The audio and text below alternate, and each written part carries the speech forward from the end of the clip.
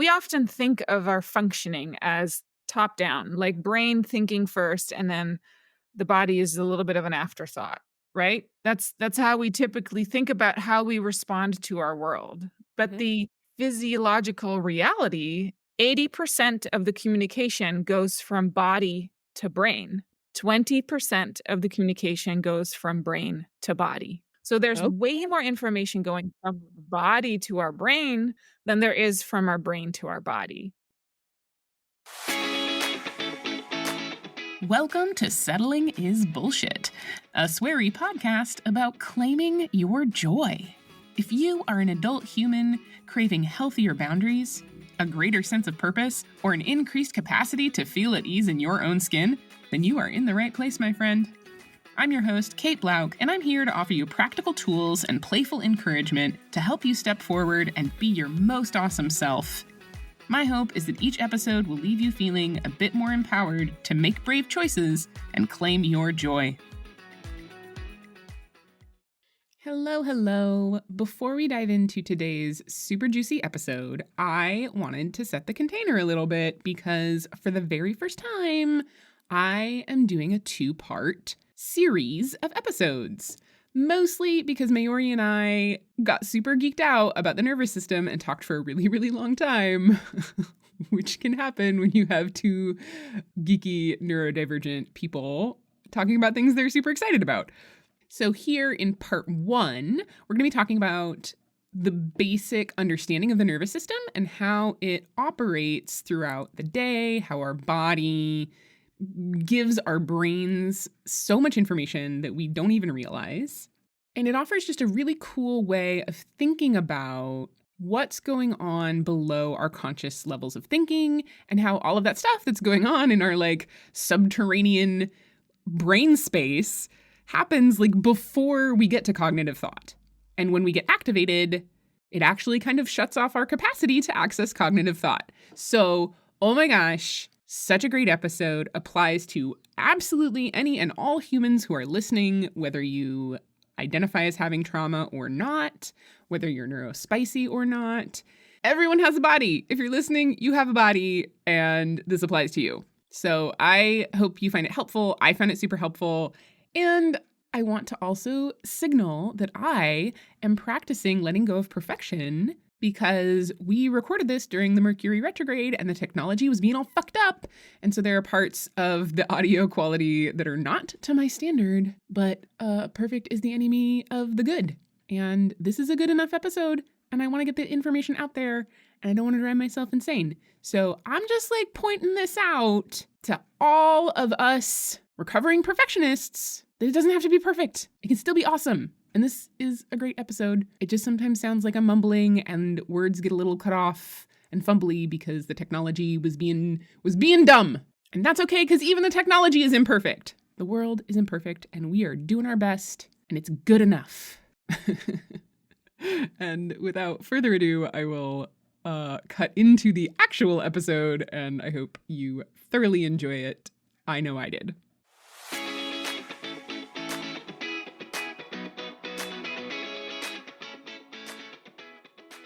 Hello, everyone. I am here today with my dear friend and one of my favorite people, Marjorie Schreurs. See, I just did it, and I'm not going to be able to do it. Schreurs. No, Yes, great. close enough. Say it. Close enough. Will you please say it?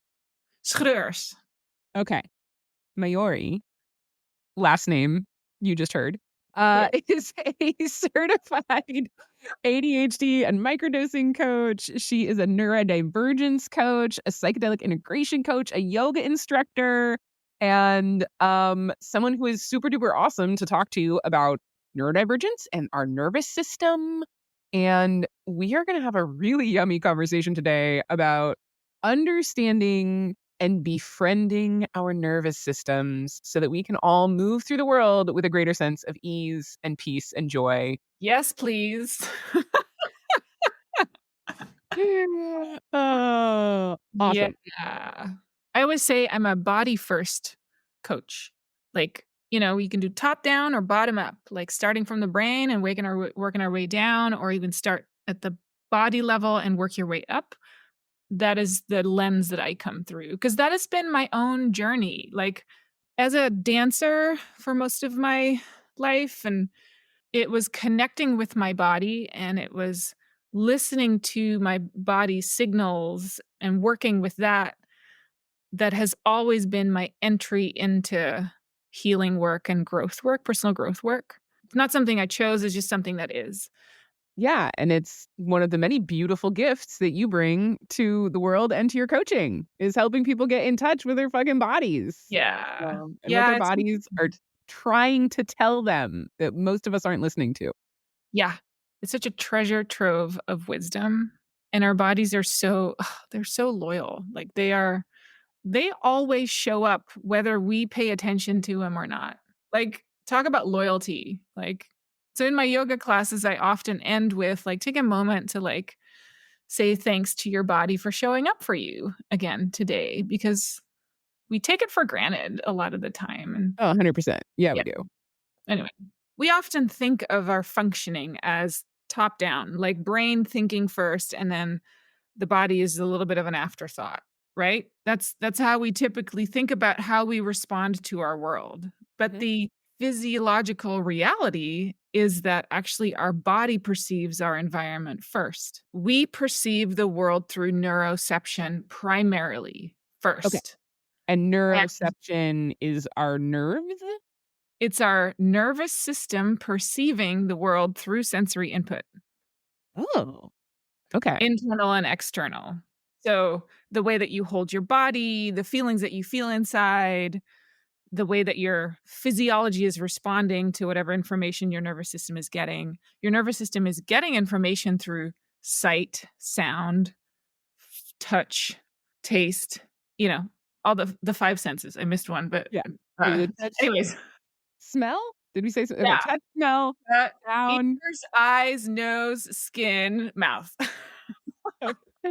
shoulders, So knees, that's and sort of toes, the knees and toes. yeah, Yeah. the things that we see, the things that we hear, the things that we're aware of in our environment, the temperature that we're feeling, the feeling of our clothes on our body. All of those things send information to our nervous system, including the way that we are holding our bodies and what we're sort of experiencing. That is our nervous system perceiving the cues of our environment Okay. through sensory input.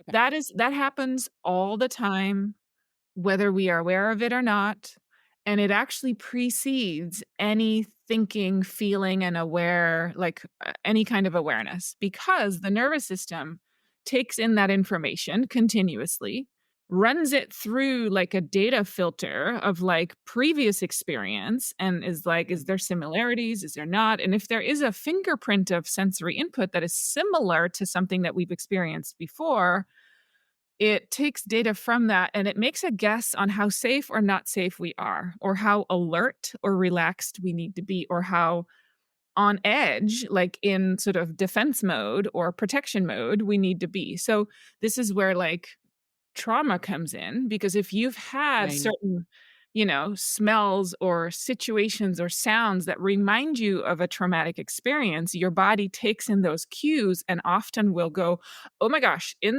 not consciously, but like, "In the past, when I heard this kind of sound or when I felt this kind of thing or when I smelt this kind of thing, I wasn't safe." So it goes whoop without us having any control over it. This is the autonomic nervous system. It does this on automatic mode.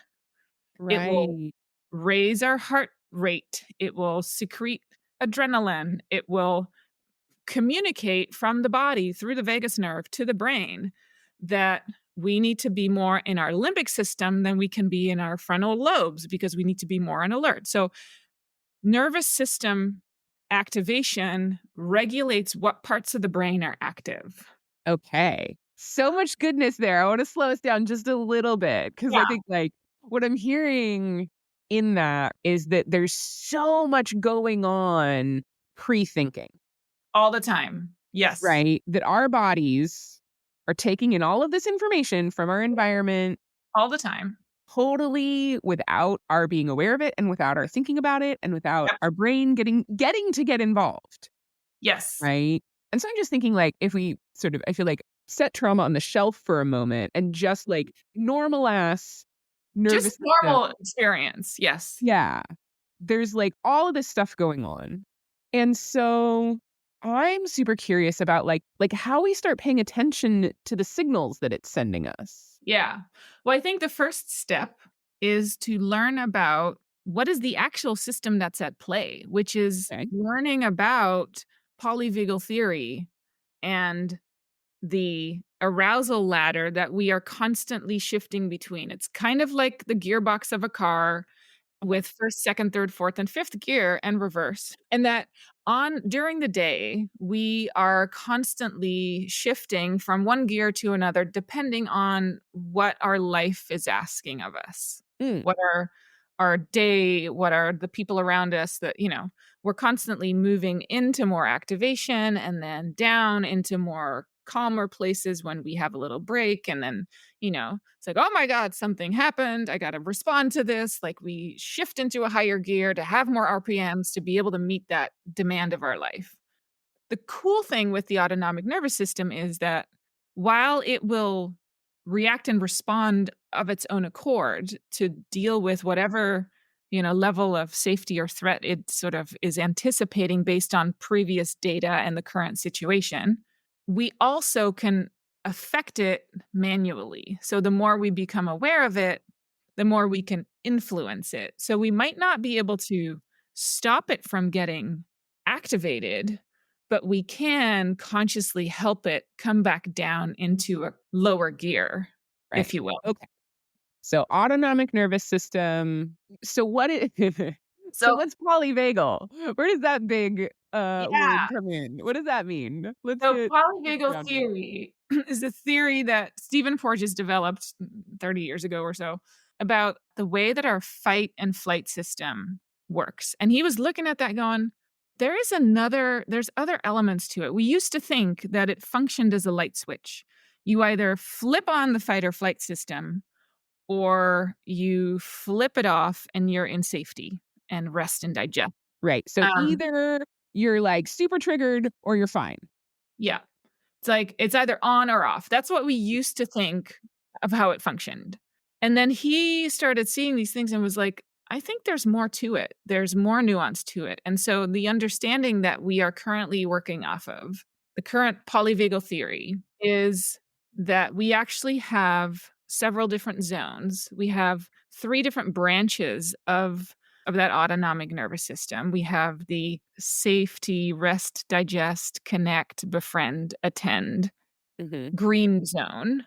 And that's the ventral vagal branch of the vagus nerve. The vagus nerve is the 10th cranial nerve, or actually, it's two of them that run from the brainstem all the way through the heart and the lungs and the organs and the digestive system. And it is the main communication highway from body to brain.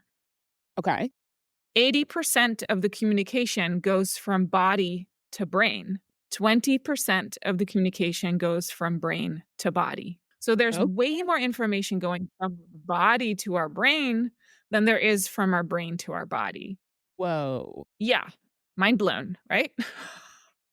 Which Yeah. is why a lot of somatic therapies end up being really effective because they make use of that 80% going this way versus talk therapy is a little more like the 20% going that way. So Right.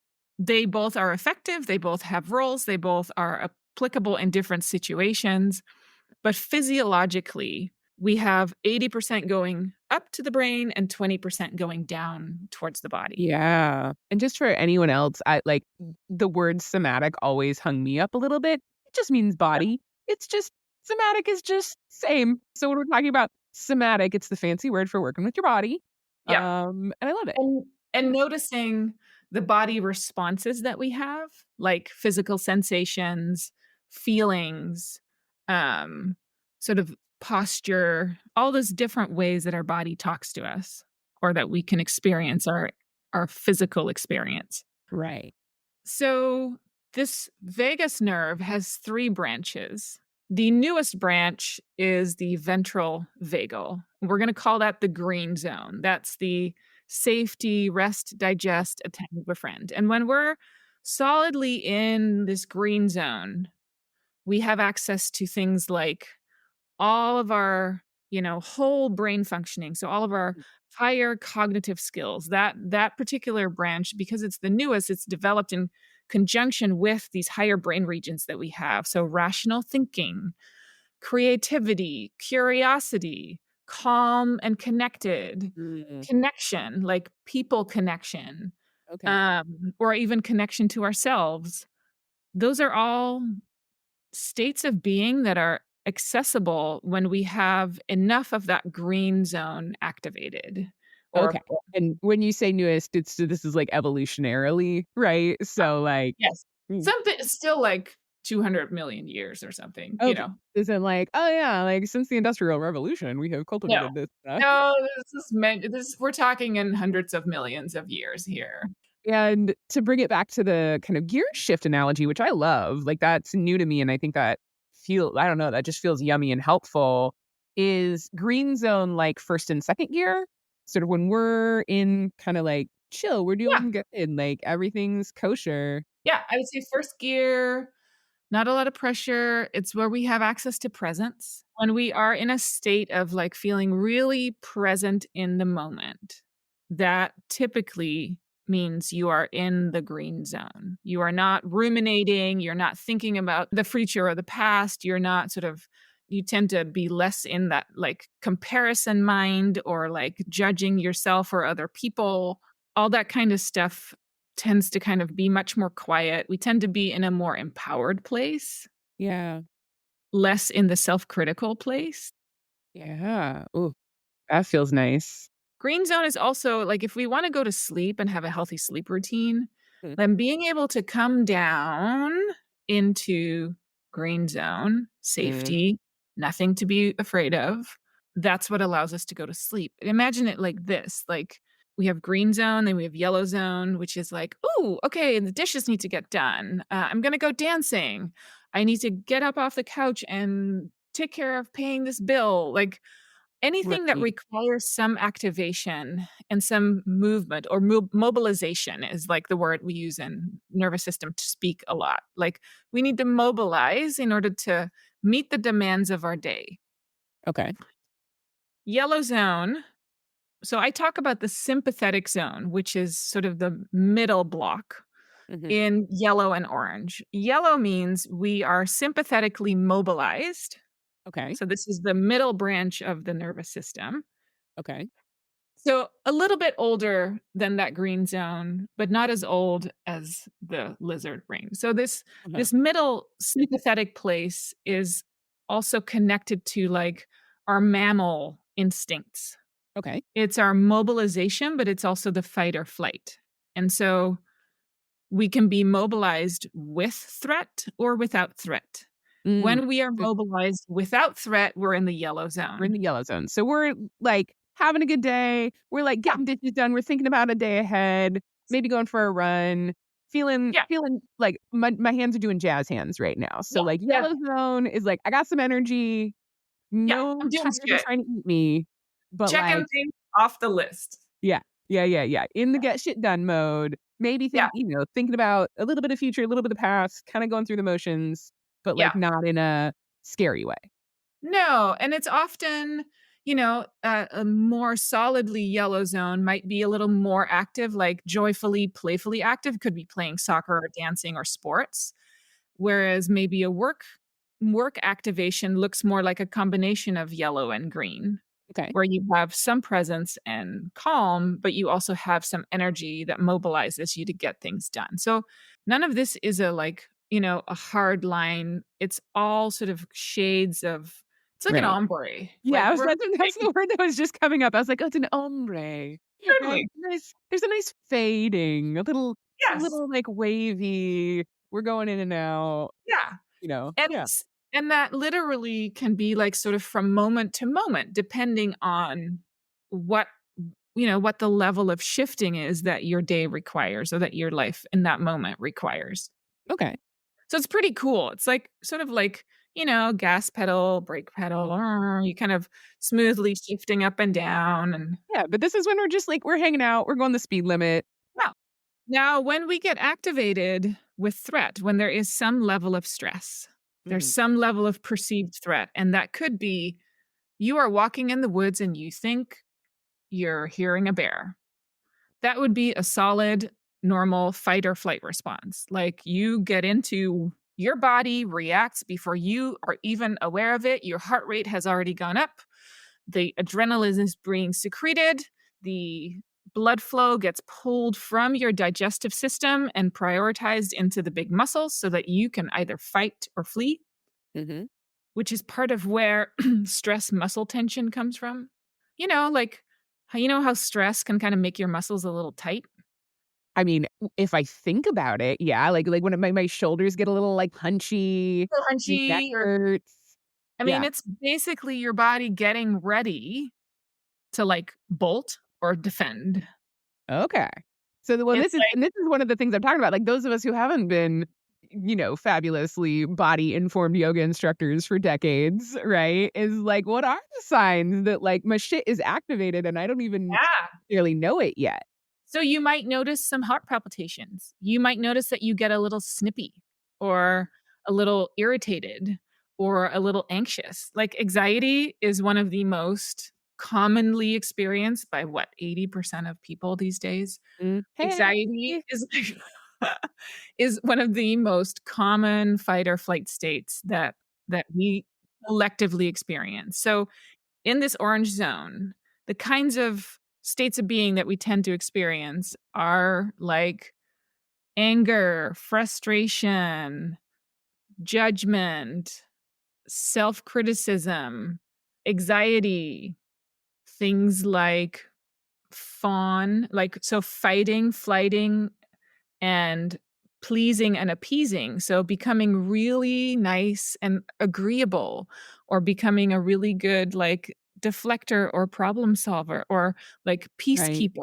And so it is that kind of like orange zone stuff, right? So, Yes. like, all of that is kind of a Yep. signal that we're actually, like, fairly activated. We are on alert. Yeah.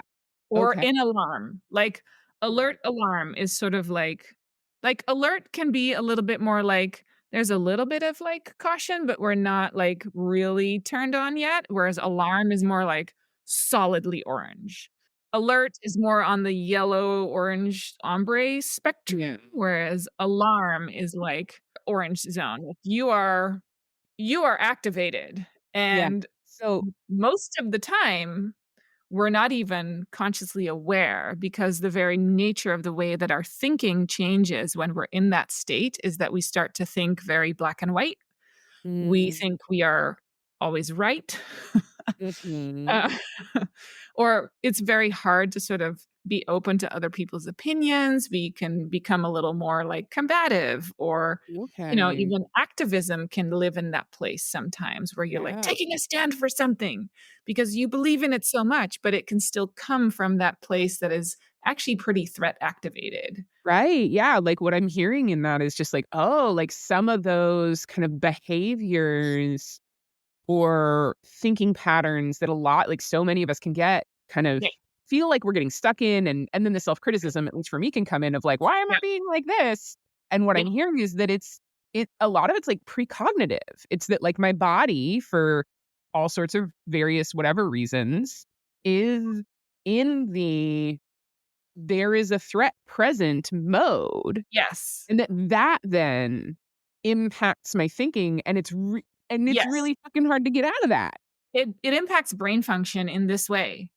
It literally changes the communication path in your brain from being routed through your prefrontal cortex and your cognitive thinking skills to going straight from threat perception to action. So you don't actually Mm, think about what you're doing as much anymore. The higher the activation, the higher the threat that is perceived, or the more you lose grounding in some yellow or green zone, the less you are actually consciously choosing what you're doing. And a really great example is like a little kid that completely flips their lid and loses control over everything that they're doing. Like, Mhm. they are genuinely not in control anymore in that moment.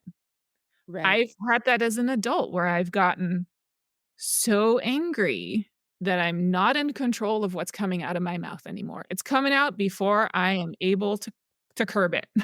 Yeah. So, okay, I wanna ask a question here, but I wanna then bring us back because I definitely wanna get to this, but like, is fight your more dominant response? Yeah, so that's an Okay. interesting thing. Because So I'm a flight, freeze, fawn, like, fight yes, is never my response. When I'm hearing you be like, "Yeah, I get angry," I'm like, "Oh, no," I just, like, cry or, like, right. appease the person of just like, "No, everything you say is fine, like, it's you're right." Yep, And I just wanna, like, pause here for a moment of, like, compassion for, like, yeah, me and for any of us that, like, what I'm hearing in what you're saying is just that, like, when we get activated to that level, like, it's precognitive, like, we ca like, it's not our fault. it's not our fault. We can learn over time with a lot of understanding and compassion to learn to recognize what happens and learn to catch it sooner or Yeah. to learn what brings us to these really highly elevated states and develop tools to recover back to a more Right. calm and grounded place. But we can't stop those reactions from happening Okay. because they're reactions, they're not responses. And Right. and there is a grayscale here, of course. Like, you can be activated and still have control to a certain degree over your thinking and doing. And when we get activated to a certain level, we literally lose connection with our frontal lobe. Like, it Yeah. just gets cut off, which is why talking to someone who's really, really upset usually doesn't do very much. Right. It's part of why when we're talking about significant nervous system dysregulation, talk therapy is often not as helpful because it's simply that part of the brain is not turned on anymore. It's offline. Yeah. And so we have to speak to the parts that are online, which is more the body parts. Right. Does that make Right. sense? Totally makes sense. Okay. So, but alright, so we I diverted us a little bit. We were Yeah. in the orange zone, Yeah. Orange right? zone. Yes. Which is like, we're not in the full on fucking, I'm gonna punch somebody in the face meltdown or whatever, Well, you might but we're be. Orange might but be you are, like, losing your shit. So okay, angry, you're punching a wall or you're saying shit that you orange zone, is in red zone. Oh, Jesus, where are we going? well, so red is actually the safety valve, which is Oh, like when the adrenaline gets so high, or we have been in this orange zone for a really long time and there is our body is not really trusting that there is a way out. uh-huh. We go into the dorsal vagal, which is the shutdown or numb zone, which Oh, is where we tend to experience a sense of disconnection. It's where we kind of numb out. It's where a lot of addictive behaviors live. It's this I often talk about it as like it's the safety valve on the wall, like in factories, how they have the big red button on the wall? yeah, like, stop everything. Stop everything. Well, it's a little bit like that. It's like it's the safety valve. Like when the pressure gets too high, it flips over into freeze, which can be like getting kind of rigid and stuck or feeling like, "Oh my gosh, I just don't know what to do." Deer in the Mhm. headlights, Yeah, like you almost stop breathing. It's also, another way to think about it is like possum play dead, when an yeah, yeah, animal it's has like so it's imminent danger of death, the last resort is collapse and pretend you're dead because they might leave you alone. right. So is this where Right. dissociation comes in? Yes, Like, when we get exactly. okay. Yeah. It's where we start to disconnect, retreat, numb out. Often it comes with there's a sense of, like, hopelessness, Mhm. like, feeling really alone. Uh, Mm. it's Interest where it's depression. I mean, when we are yeah. depressed, this is the place we tend to our nervous system tends to be existing in. So it can be a freeze as in rigid, so, like, body getting kind of stiff or, like, feeling literally frozen, and that can happen in really small ways, right? It can happen in ways that we don't even recognize, but we just learn to smile, and we're kinda just smiling until we can get out of the situation because 'cause we're kind of Uh, frozen, and then when we walk away, we go, "Holy fuck," like, oh, you're speaking my language right there, yeah, especially and we're gonna get to this in a little bit, because all of this yeah, but we're gonna that feels so relatable from a neurospicy place, yeah, yep, right? But totally, hidden that and because 'cause we're currently just talking about how all of this just applies to every fucking human. Like, whether your brain is functioning neurotypically, whatever, like, yep, all of us have this. We have this body, this is how our body does, this is how our body affects our brain, this is the and, like gearbox we have, yeah. yeah, and you're blowing my mind a little bit. So, like So there's another piece I wanna name here because rigid and frozen is one, but collapse is another. okay, So it can absolutely. take different shapes. So collapse can be, I'm sitting on the couch and I just can't get up. I get caught in my doom scroll on Instagram and Mhm. I can't get off. That's a form of dorsal vagal shutdown collapse. Okay. Over time, like for me, I know now that when I start to notice myself getting into a doom scroll, Mhm. that to me is a signal that, oh, wait a minute, I haven't been paying attention. I'm actually starting to shut down. I'm Okay. actually starting to kind of disconnect because I'm not able to find my way back down to the green zone or even the yellow zone.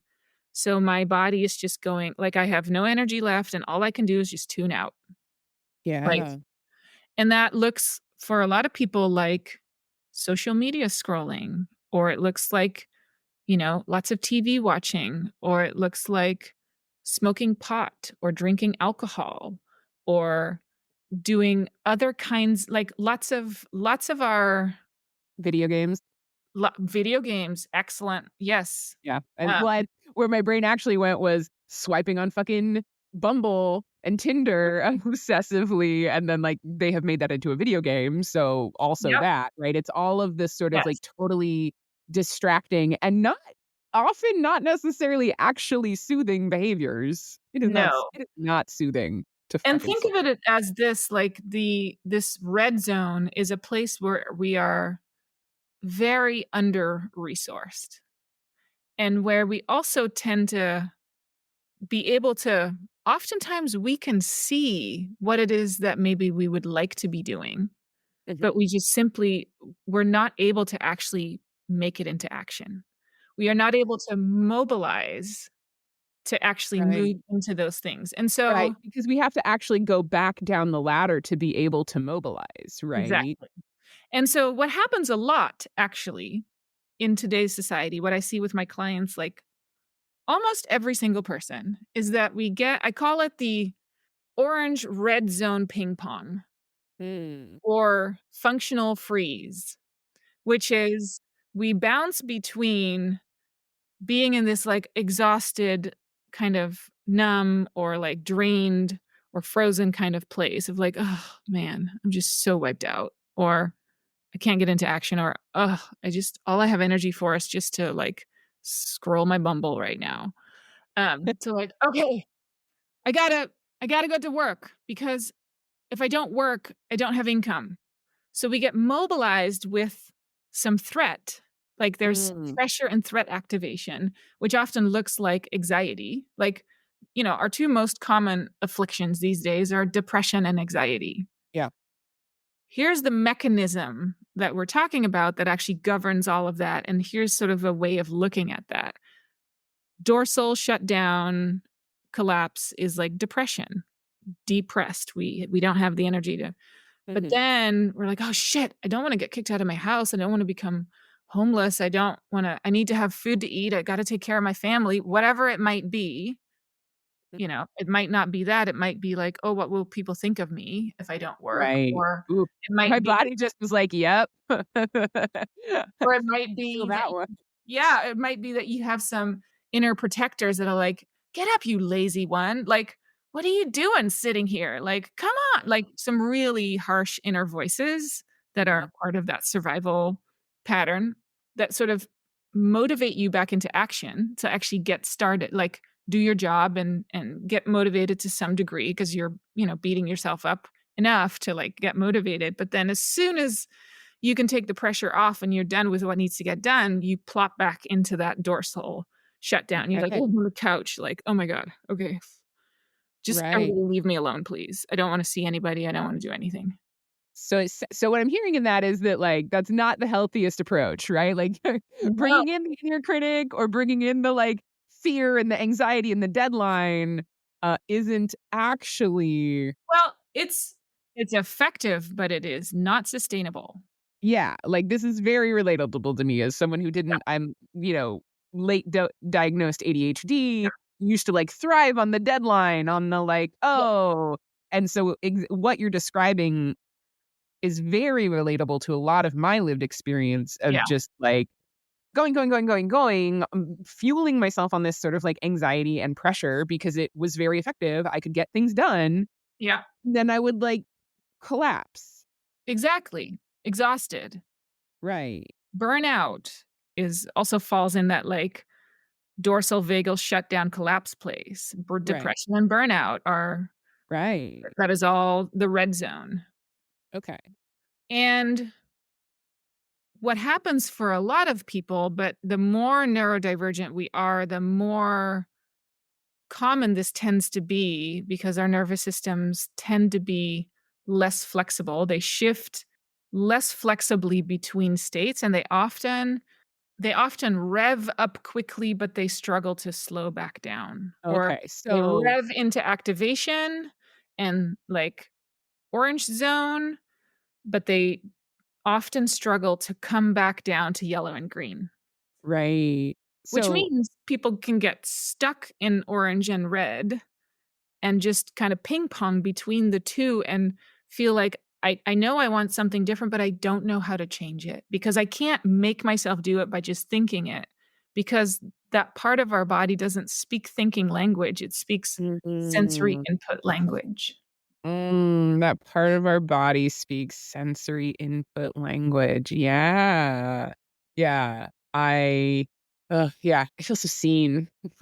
Like, younger me feels so seen in all of this, right? Oh, Like, really? if only we well, yeah, I mean, if only we had known these things 10 Yeah. years ago, 20 years ago, right? And taken Yeah. better care of ourselves, right? Yep. Like, totally, and I mean, for me, it was smoking weed, it Yeah. was drinking, Yeah. right? And then when I took those out of the equation, it was staying, like, super busy, Yes. and then, like, I, for years, was sort of in this cycle of, like, overcommitting, Yep. staying super busy, staying super active, staying in that Yeah. orange zone, and, culturally, we reward that, right? I was really productive, Yes. got a lot done. I went and did cool, fun things, Yeah. but, like, I didn't have a, like, gauge for when I was gonna hit that red zone, Yeah. and, like, it often felt like hitting a wall, and Totally. then I would just have to, like, clear my calendar for a couple of days and be totally Exactly. out, and then I would do the same thing over and over again because I didn't have the Yeah. awareness or the tools and didn't have a diagnosis, like, I didn't understand my own brain. Yeah, like, overwhelm is a word that is used so much, and it, like, so describes a piece of that process that you're describing of, like, as soon as we move into overwhelm, it's a signal that we're moving into the red zone. Mm, And that, mhm. like, the orange zone, like, when our body is in more of a fight or flight activated place, especially when it doesn't have a lot of consistent, like, connection with yellow and green, it by definition, because it's in a fight or flight place and it tends to be more black and white thinking, it is often reluctant to come out of fight or flight because there's an evolutionary advantage to being more on alert and like keeping an eye out for the bear. Right, right. So it requires, for many of us, practice and awareness and support in order to be able to open up more fluid pathways between these different states. Okay, And that if you and most of this is learned, this is an important piece. This is typically learned through modeling, so through parental modeling. If you had parents that had their own stuff going on or have war trauma or, come from a family where there's a lot of dysregulation or a lot of mental health struggle, or even just patterns of, like, not addressing emotions and not being comfortable with feelings, chances are you were never modeled. Your body was never able to take cues from your parents that it was safe to come down, or not never, but like less so, you know? But the reality is that for many of us, there wasn't any awareness around it. And two, Right. our body may not have had the opportunity to learn that from another body. Yeah. I'm thinking about Emily Nagoski's book on burnout. She talks Mhm. about the stress cycle, Yes. right? And like my own experience is largely that I didn't have modeled how to like process feelings, Yeah. right? There Yep. wasn't a like my parents are lovely, delightful humans. Hi, mom. But like we don't talk about feelings. Yeah. Yep. And I was a very sensitive, tender little nugget who had all of the feelings and didn't know what to do with them and Oh. never had that sort of like process of emotional cycle. Yeah, like being able to process the emotions or be validated and heard even, like, it Right. can be as simple as, "Oh, honey, oh, that must be so disappointing. I get it." Yeah. Yeah. Like, that in and of itself can be red, orange to green. Like, Yeah. coming down and, like, feeling heard and seen and being able to come down into relative safety. Yeah. What many of us culturally, what we often tend to do is, "It'll be okay. There will be another opportunity. Oh, oh Just my get god, on my with it." stomach just like clenched at that. Yeah, Like going straight to that, yeah. right? Like, oh, yeah.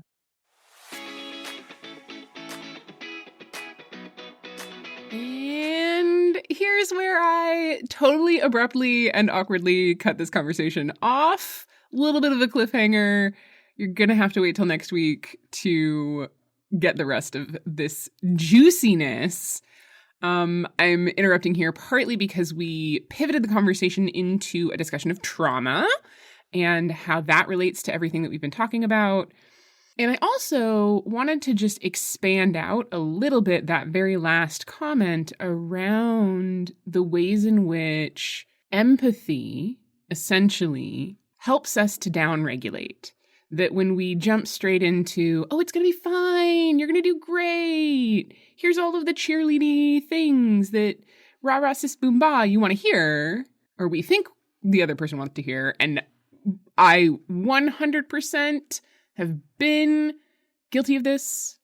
I'm grateful for Marjorie bringing it to my attention because hearing her talk about it, I was like, oh yeah, when people do that to me, sometimes it's helpful and sometimes it really doesn't feel good. And understanding that through the level of the nervous system and activation helps me have compassion for myself and for the people who love me, who are just trying to be supportive. But I know for me, sensitive little human that I am, I really need to feel seen and heard first before we move into solution and problem solving and cheerleading. And so I'm taking this as a lovely reminder to not skip that step when I'm trying to be supportive to someone else. And if you love me and you're listening and I turn to you with my big feelings, I hope you remember this part of this episode. So just wanted to like draw that out a bit because I do think it's a really beautiful part of this conversation. And next week, in part 2 of this little 2-part series, the first of its kind on this podcast, we're going to talk about trauma, and we're also going to talk about how to move down the ladder again, right? Now that we have this beautiful analogy of color-coded understanding of our nervous system, that we are not fine or triggered, that there's a whole range that we are dynamically moving through all throughout the day. Next week's episode, we'll talk about how to get ourselves back into the green zone. We'll unpack how trauma relates to our nervous system and how we can really start listening to and working with our body to live more joyful lives. That's really what it always comes down to around here, as you know. So That's what's coming ahead. Love you lots. Thanks for listening. Thank you so much for listening. If you enjoyed this episode, please help me grow the podcast by subscribing, leaving a review, and sharing it with anyone you think would benefit from hearing it too. Your support means the world to me. If you'd like to get updates about new episodes, posts, and offerings, please visit settlingisbullshit.com to subscribe to my newsletter. You can also find information there about working with me one-on-one to build your most amazing life. Until next time, remember that I believe in you and that you are fucking awesome.